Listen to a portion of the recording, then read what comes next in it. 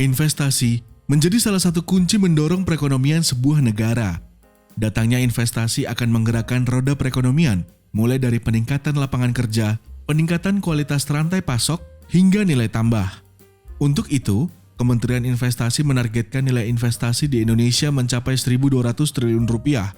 Menteri Investasi atau Kepala BKPM Bahlil Lahadalia optimistis target investasi tahun ini akan tercapai.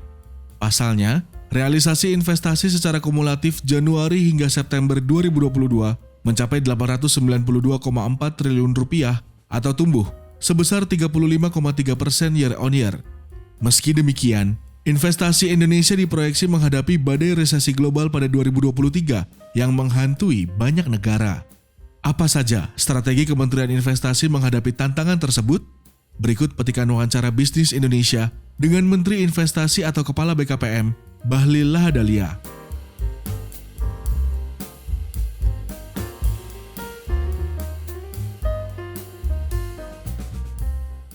Gini Mbak, sebelum saya berbicara untuk outlook 2023, saya ingin menyampaikan tentang kondisi ekonomi kita di 2022. Maka berangkat dari kondisi itulah kemudian kita mampu melakukan kalkulasi terhadap prospek ekonomi kita di 2023, termasuk khususnya dalam hal investasi. Saya ingin mengatakan bahwa sekalipun pertumbuhan ekonomi global dalam kondisi yang tidak baik-baik saja, atau dalam bahasa kami itu kondisinya gelap, namun secerca harapan ada di Indonesia. Tetapi harapan yang baik ini akan menjadi kebalikannya, menjadi tidak baik kalau kita salah mengelolanya. Contoh katakanlah kita sampaikan pertumbuhan ekonomi kita sampai dengan kuartal kedua masih tumbuh 5,44%. Investasi kita kontribusinya 27%, konsumsi 53%, ekspor impor 18%. Memang di kuartal kedua itu spending pemerintah lagi turun, tapi di kuartal ketiga saya yakin akan naik. Yang kedua adalah GDP kita juga kan kuat sekali. Dan postur inflasi kita masih terjaga di bawah 6%. Sekalipun memang kita sudah menaikkan harga BBM atau mengurangi sebagian subsidi BBM. Inilah pilihan pahit sebenarnya. Nah, dengan kondisi fundamental yang ada ini, maka proses bagaimana mendesain atau merumuskan langkah kebijakan ekonomi ke depan di dalam kondisi ekonomi global yang tidak menentu, ini tidak hanya dibutuhkan dengan kalkulasi proyeksi ekonomi, tapi juga ada proyeksi politik, ada proyeksi hukum, ada proyeksi sosial. Kenapa saya katakan demikian? Mari kita lihat sekarang di 2022. Tidak pernah kita menyangka bahwa kekuatan ekonomi sebuah negara yang hebat akan terporak-porandakan oleh akibat perang antara Ukraina dan Rusia yang sebelumnya adalah pandemi COVID-19.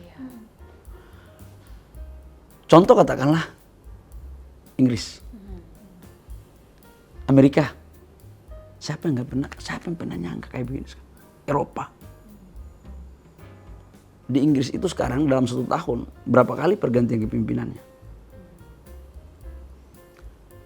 Akibat karena pergantian kepemimpinan belum menyesuaikan dengan baik untuk membuat strategi untuk bagaimana melakukan pemulihan terhadap kondisi ekonomi mereka. Akhirnya membuat kebijakan yang direspon negatif, memangkas pajak. Harapannya adalah memberikan stimulus bagi tenaga kerja agar daya belinya dipompa. Tapi apa yang terjadi? Respon negatif dari pasar keuangan. Akhirnya nilai tukar pound sterling turun. Apakah ini semata-mata karena perang Ukraina dan Rusia? Menurut saya, atau pandemi COVID, menurut saya itu bagian. Tetapi hati-hati juga dalam transisi politik kepemimpinan. Karena saya sering mengatakan bahwa kondisi global sekarang, termasuk Indonesia, tidak pada kondisi kelaziman peralihan kepemimpinan. Itu satu. Nah, kemudian bagaimana 2022? Kalau saya targetkan di investasi kami khususnya, itu insya Allah akan mencapai target 1.200 triliun. Karena kemarin kita sudah rilis di kuartal ketiga 307 triliun lebih. Dan foreign direct investment kita itu 53,9%. Terbesar dalam sepanjang sejarah menurut saya. Karena saya cari data 20 tahun terakhir, itu belum ada yang bisa mengalahkan. 20 tahun terakhir yang saya belum dapat itu, saya kemarin cari, tapi 20 tahun terakhir ini yang tinggi. Jadi pasca reformasi ini yang paling tinggi. Nah, kenapa itu terjadi? Jadi jujur aja kita katakan bahwa ada trust khusus untuk foreign direct investment ya. Ada kepercayaan publik yang sangat luar biasa kepada Indonesia akibat karena leadership dari pemimpin negara. Harus diakui itu. Terlepas orang mau suka atau tidak suka, bangsa ini harus bersyukur bahwa ada pengakuan dari para investor global di tengah ketidakpastian ekonomi global untuk Indonesia. Bentuknya apa? Adalah FDI kita masuk cukup tinggi. Khusus di sektor real ya, saya tidak bicara pada sektor keuangan. Karena Kementerian Investasi berbicara pada sektor real. Karena yang mempunyai dampak langsung terhadap lapangan pekerjaannya adalah sektor real. Sektor keuangan itu tanya aja ke BI sama OJK, itu bukan merupakan domain daripada Kementerian Investasi. Karena COVID itu melahirkan dua, hampir semua dunia itu punya masalah sama. Bagaimana mengendalikan pandemi COVID-19, dan yang kedua bagaimana memulihkan ekonomi pasca pandemi. Dan oleh karena itu hampir semua kepala negara, hampir semua pemimpin negara mempunyai PR yang sama. Tapi lagi-lagi kita bisa keluar dengan berbagai macam kekurangan dan kelebihan. Harus kita fair karena kesempurnaan manusia itu hanya milik Tuhan.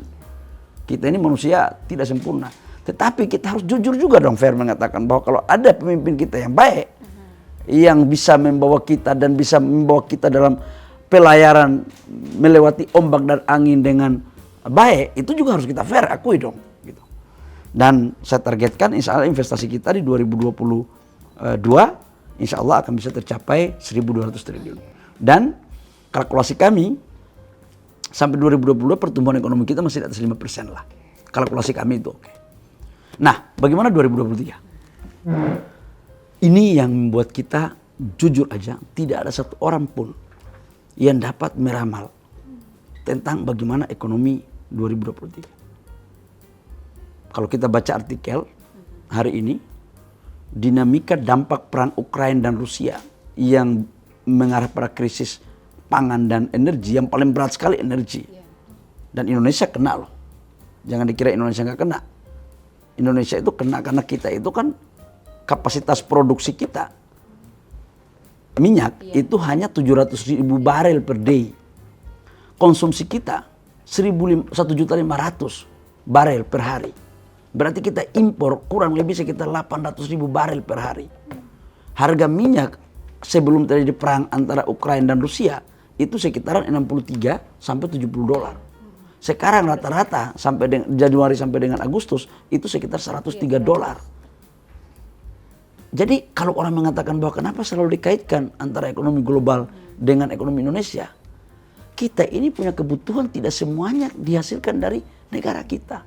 Harus kita jujur itu mengatakan itu. Dan kalau tidak kita siasati dengan berbagai regulasi dan arah kebijakan fiskal, kita tuh tembus kurang lebih ya subsidi kita itu sekitar 635 triliun.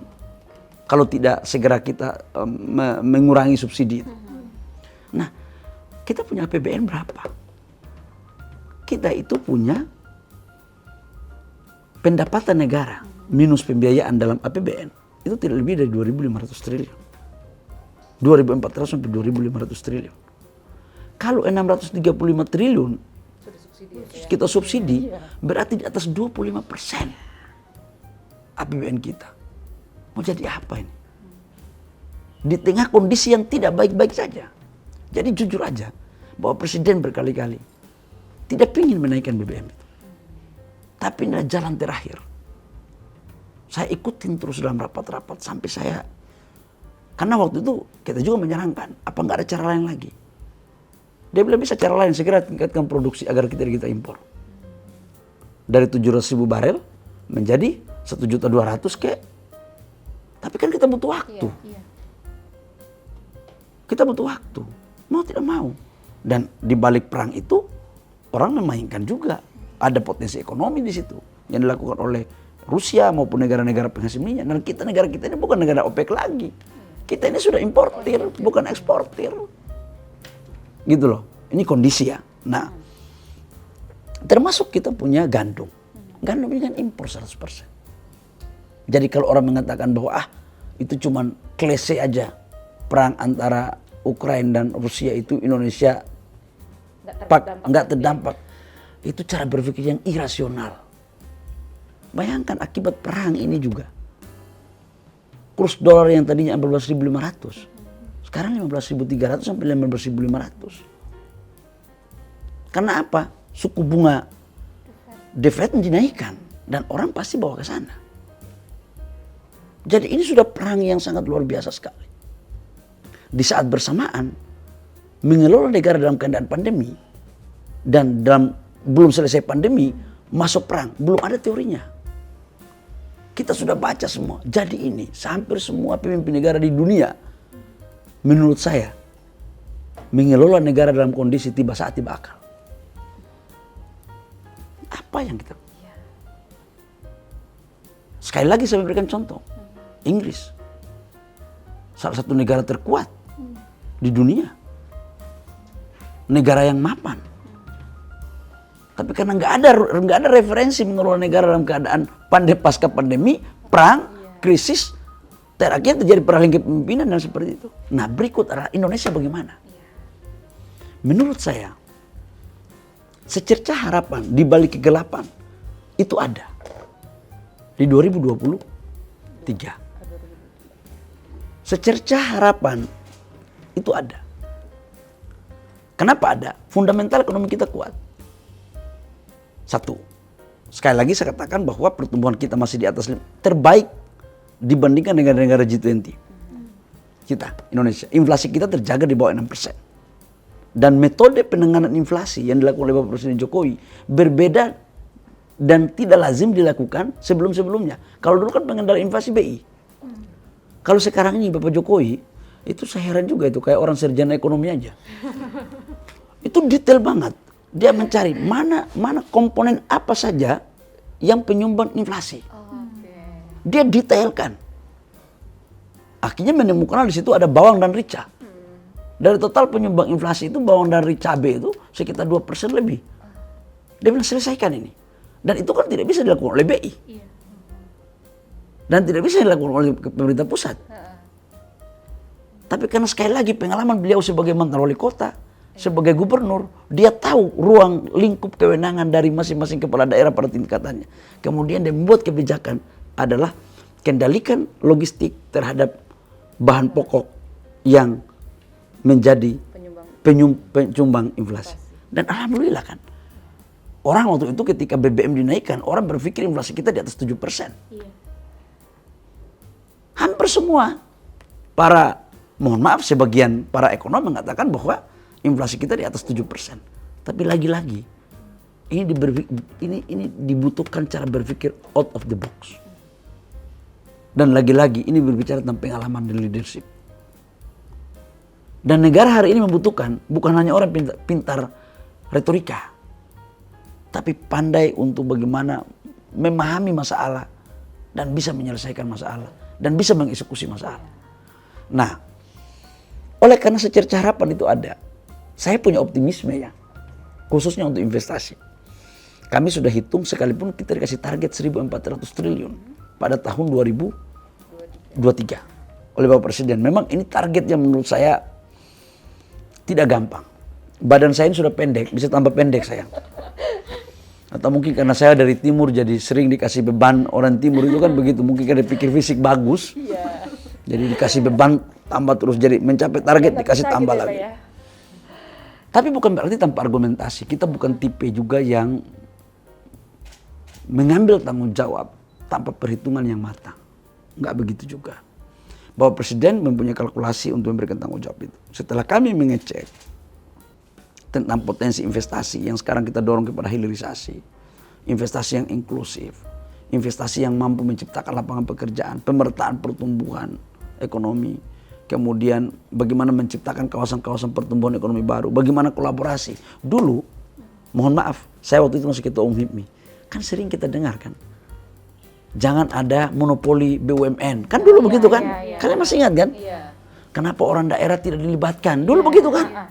Sekarang saya mau tanya jujur, sejak saya jadi kepala BKPM sampai sekarang, masih ada nggak ribut-ribut seperti itu? Udah nggak kedengeran sih Pak. Kenapa? Karena kue ekonominya kita bagi. Jangan itu kekuasaan ekonomi itu dikuasai oleh satu kelompok tertentu. Harus dibagi. Karena negara ini milik semua warga negara Indonesia. Dan kehadiran investasi itu menciptakan lapangan pekerjaan dan melakukan pemerataan terhadap pertumbuhan ekonomi. Tidak hanya pada pertumbuhan ekonomi kawasan, tapi penguasaan ekonomi ini pun harus didistribusi. Nah, ini dibutuhkan pemimpin yang punya hati. Cari pemimpin pintar banyak, tapi cari pemimpin yang punya hati, itu mohon maaf, rasanya sih kita harus banyak menyeleksi. Nah, atas dasar pemikiran-pemikiran itu, menurut saya Indonesia ke depan menjadi wanita cantik yang akan selalu disukai oleh para investor. Kenapa? Kita market Asia Tenggara itu di mana-mana kan dulunya itu orang selalu mengatakan bahwa market Asia Tenggara cukup ke negara tetangga. Saya katakan enggak. Dalam berbagai macam forum internasional, saya katakan, yuk kalau mau kuasai Asia Tenggara, masuk Indonesia. GDP terbesar di Asia Tenggara itu Indonesia. Karena di Asia Tenggara itu yang masuk dalam G20 itu cuma Indonesia. Populasi kita dari 630 juta jiwa Asia Tenggara, kita itu 43%. Sumber daya alam kita lebih banyak. Cuma selama ini kan kita dikebulin aja. Lewat negara ini. Dan bodohnya lagi, bukan bodohnya, kelirunya kita mau digituin. Datang di saya jadi Menteri Investasi gak bisa digituin lah. Gak bisa lah, masa negara kita. Saya sebagai mantan aktivis yang sejak masih susah pun, masih sepatu miring pun udah bicara tentang negara. Saya tidak mungkin menggadaikan idealisme saya untuk negara. Tidak mungkin. Jadi saya selalu mengatakan, enggak.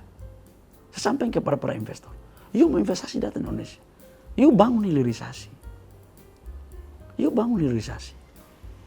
Kalau orang lain kasih insentif, kita kasih insentif. Yuk bilang, dulu katanya susah. Masuk izin, jelas kapan masuknya, tapi nggak jelas keluarnya kapan. Kita sekarang sudah bikin undang-undang Omnibus Law. Lewat OSS. Sekarang fair. Nggak ada lagi, mohon maaf ya, secara aturan nggak ada lagi ruang untuk orang bisa gerakan tambahan dengan cara-cara nego-nego. Nggak, di Kementerian Investasi khususnya di kami ya, saya nggak mau bicara yang lain ya. Insya Allah, saya mantan pengusaha. Tahu betul kesusahan pengusaha itu. Pengusaha itu butuhkan apa sih? Kecepatan, transparansi, kemudian efisiensi, ya, kecepatan, kepastian. Itu aja butuh. Kalau ini mampu kita berikan, clear. Jadi, dan kita arah kebijakannya hilirisasi. Karena apa? Negara tidak akan mungkin, negara kita ini tidak mungkin akan menjadi negara maju dari berkembang tanpa instrumen hilirisasi. Dan negara-negara maju itu sudah melakukan sebelumnya. Emang kalian pikir Inggris menuju dari negara berkembang menuju negara maju di abad ke-16 pakai apa? Hilirisasi. Dia memprotek, melarang ekspor woolnya, bahan baku tekstilnya. Amerika Serikat pada abad ke-19, abad 20, dia menerapkan pajak impor yang gede untuk mempertahankan industri dalam negerinya. China, dia mempergunakan TKDN 90%. Itu apa? Itu untuk menjaga industri dalam negerinya. Irlandia tahun 86, dia hanya memberikan ruang 20% kepemilikan saham asing. Indonesia sekarang baru menuju ke sana. Makanya kita dihajar, dibawa kita ke WTO tentang nikel. Kemarin saya debat. Dan di G20 tidak menyetujui itu masuknya hilirisasi dan nilai tambah. Debat saya dengan menteri-menteri itu. Sampai saya pernah ngomong kepada mereka, tuan-tuan, saya ingin menyampaikan kepada tuan-tuan, negara kami adalah bagian daripada negara yang menguasai 85% GDP dunia yang tergabung dalam G20. Dan tuan-tuan adalah duluan sudah maju. Sudah menepaki anak tangga pertama sampai puncak anak tangga.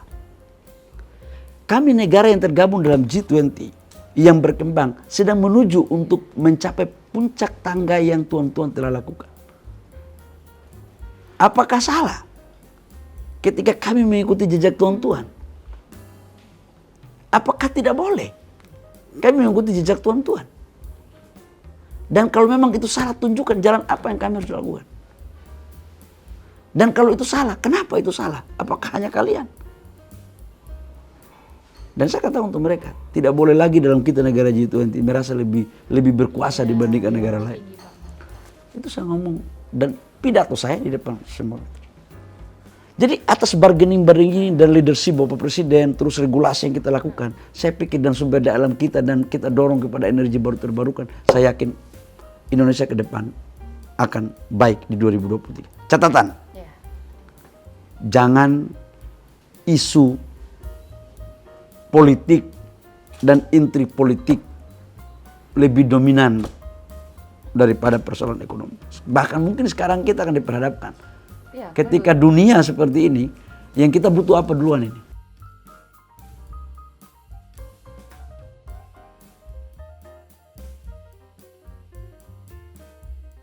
Jujur ya, saya ini gak berpartai politik. Saya ini juga bukan anak yang dilahirkan dari konglomerat atau bukan anak yang dilahirkan dari anak pejabat. Saya juga nggak pernah punya cita-cita untuk jadi menteri. Tapi saya cinta negara ini. Saya mau ngomong ini jujur. Bahwa Indonesia kondisi sekarang tidak pada kelaziman transisi kepemimpinan sebelum-sebelumnya. Kenapa? Karena kondisi global sekali lagi yang tidak bisa kita duga. Dengan demikian, kalau kita mau cinta negara ini, kita harus berpikir merenung mana yang menjadi prioritas dalam hidup kita. Kalau saya ditanya, bagaimana kita memastikan rakyat kita bisa makan? Bagaimana rakyat kita pastikan bisa sekolah? Bagaimana rakyat kita pastikan bisa berobat dan bisa aman di negaranya? Karena itu sesungguhnya cita-cita daripada founding father kita. Politik itu penting, tapi politik adalah instrumen untuk mencapai kesejahteraan.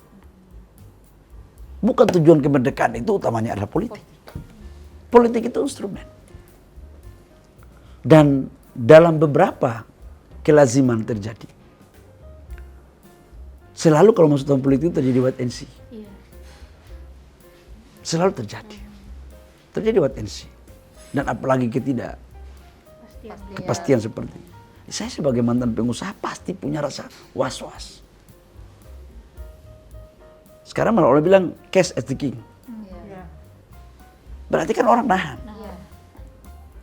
Ini tantangan untuk kita. Tantangan untuk kita. Kita tidak ingin lagi tahun 98 terjadi.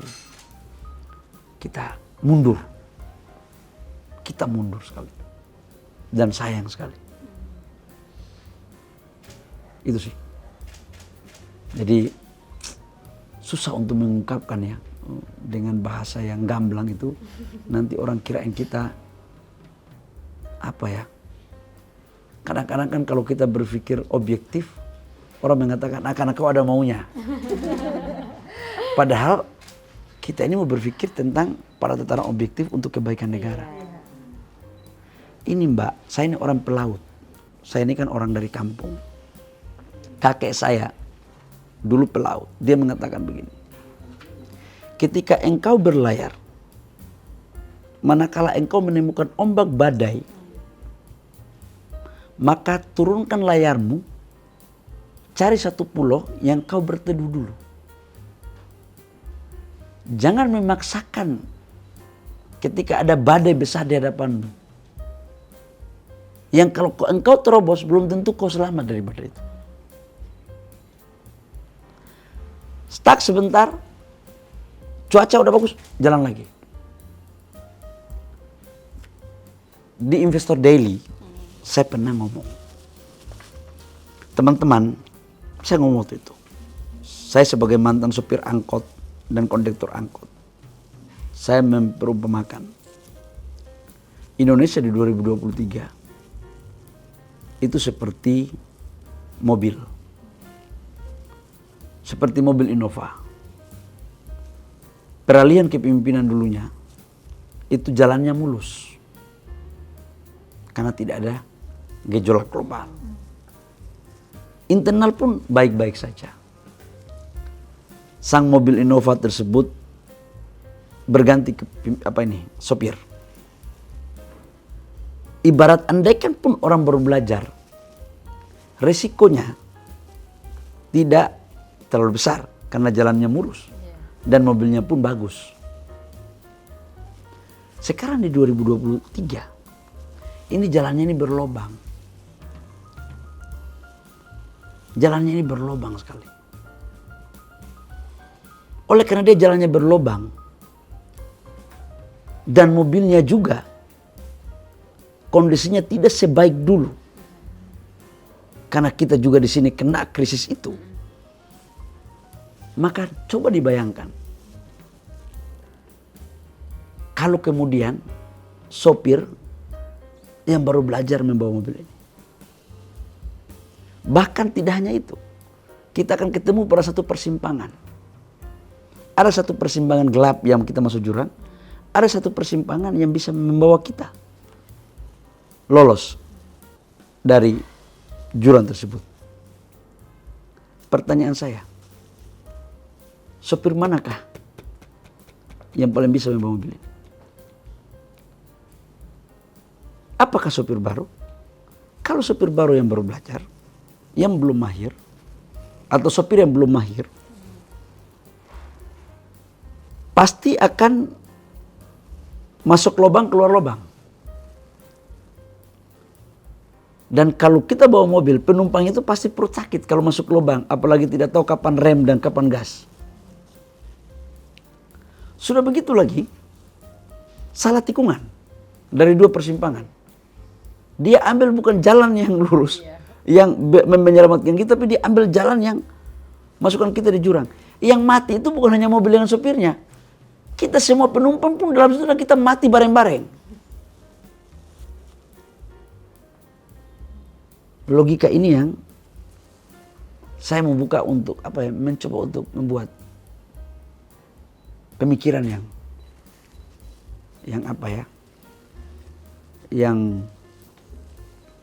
lebih lebih bijak, lebih objektif. Tanya kepada semua orang yang berpikirnya, yang penting objektif ya, nggak ada pikiran A, B, C, D gitu. Menurut saya, pemahaman ini akan terjadi. Yang kedua, Amerika. Amerika saya kemarin kan keliling kampus dengan Chairman and CEO Presiden Freeport McMoran. Saya dari ITS, ITB, ITS, UGM, ITB, UI, Unhas, Uncen. Dan saya kasih kuliah umum itu rata-rata di atas 1.500 orang yang hadir. Yang Zoom itu 3.000 sampai 4.000 lah.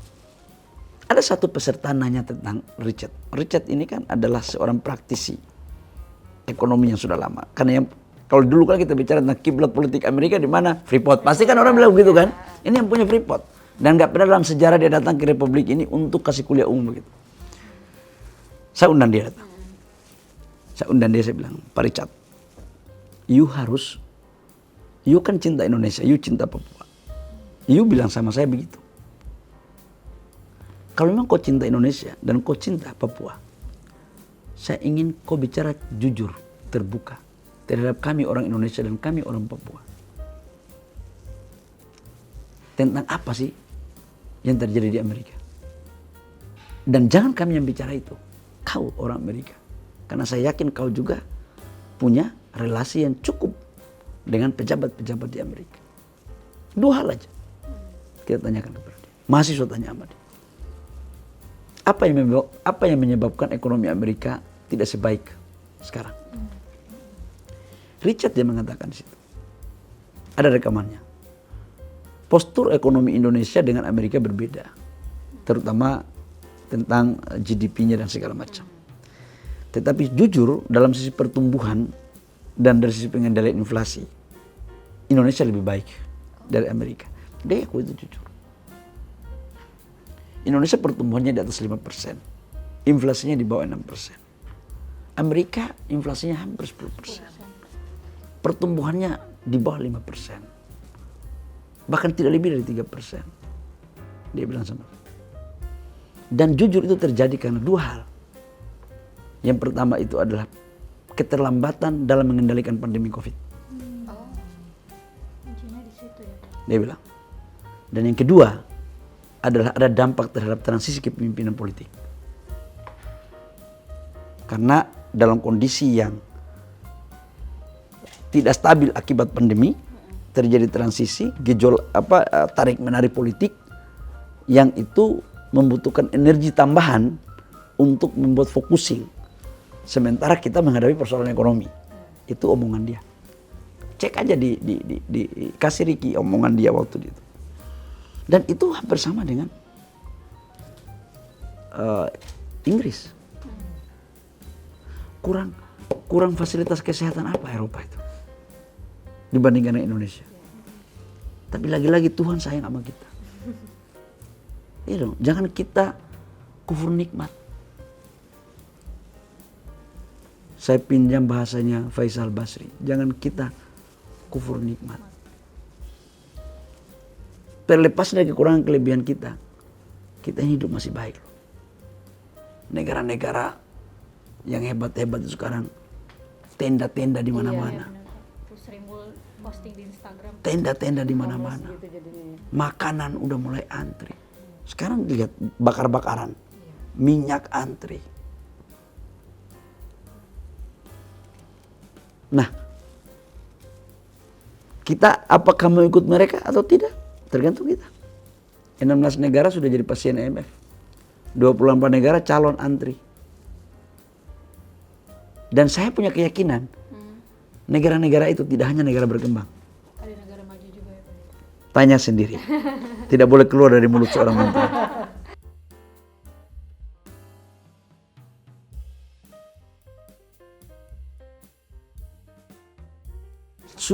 Kan total investasi mangkrak itu 708 triliun.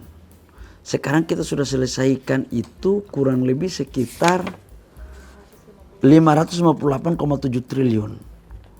78,9%. Secara prinsip dari kita ini sudah selesai. Tetapi mereka belum merealisasi. Dari kami izin-izinnya semua sudah kita fasilitasi. Merekanya belum realisasi. Jadi soalnya bukan di kami, di mereka. Tapi kita tidak bisa salahkan mereka. Karena akibat pandemi COVID ini, mereka sebagian tertunda dalam realisasi. Karena ada yang menjadi skala prioritas lain dalam korporasi mereka. Kan orang semua lagi nahan. Tetapi secara prinsip izin-izinnya apa segala macam kita sudah kasih. Tapi ada juga, ada tidak semuanya, ada sekitar 20% dari yang masih mangkrak itu yang tidak bisa tereksekusi karena problem. Dan itu tidak bisa diuraikan, jujur aja. Problem di mereka berarti apa ya? Problem di kita juga. Oke. Contoh ya, beli tanah. Tanah sudah oke, ternyata di bawah suratnya palsu. Ya jadi nggak gampang loh. Aku jujur mengatakan ya, jadi menteri investasi ini tidak cukup belajar baca buku. Jadi dia harus punya ilmu penerawangan sampai di tingkat lapangan. Kita pikir udah clear, ternyata dalamnya itu masih ada setannya lagi. Nggak gampang. Tapi saya dengan senang hati melakukan itu karena bisa menciptakan lapangan pekerjaan untuk orang lain. Karena saya hidup dari kampung, bisa memberikan orang yang lapangan pekerjaan itu kan baik.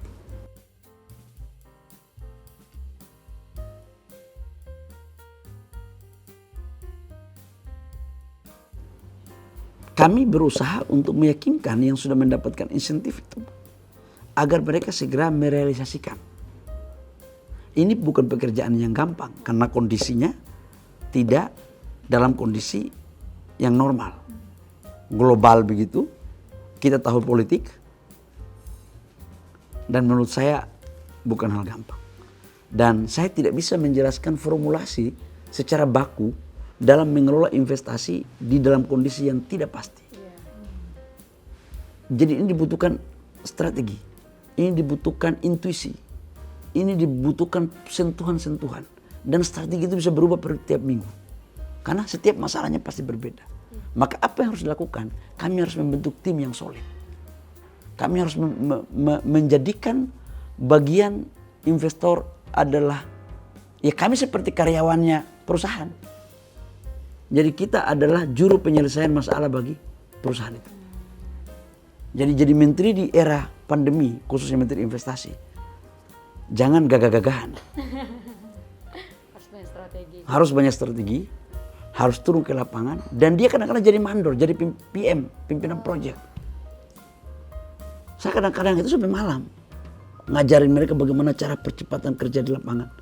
Katakanlah mau groundbreaking, ya karena saya punya pengalaman pernah bukan hanya pengusaha, pernah tebang kayu, pernah gali tambang, pernah bikin jalan. Jadi gue paham kalau pengusaha pakai dasi terus mana paham urusan begitu.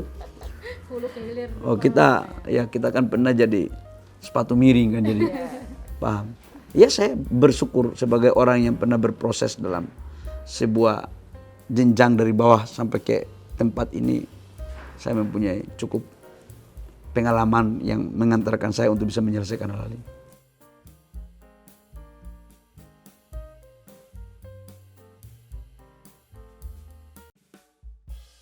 Ada strategi yang lahan baru dengan lahan lama. Kalau lahan baru sekarang lebih clear and clean karena Undang-Undang Cipta Kerjanya. Apalagi masuk PSN ya, metode untuk penyelesaiannya lebih bagus. Dan kalau kita sekarang mengkomunikasikannya, tengkulak-tengkulaknya ini, hantu-hantunya ini sedikit udah mulai berkurang. Tapi kalau yang sudah dulu-dulu kan mitigasinya beda dengan sekarang. Jadi ibarat orang membangun rumah baru itu lebih gampang daripada merenov. Nah sekarang saya ini kalau membangun rumah baru enak. Renovnya ini bikin saya pusing. Dan itu adalah strategi yang berbeda. Ya kadang-kadang saya nggak memakai perasaan untuk saya eksekusi mereka.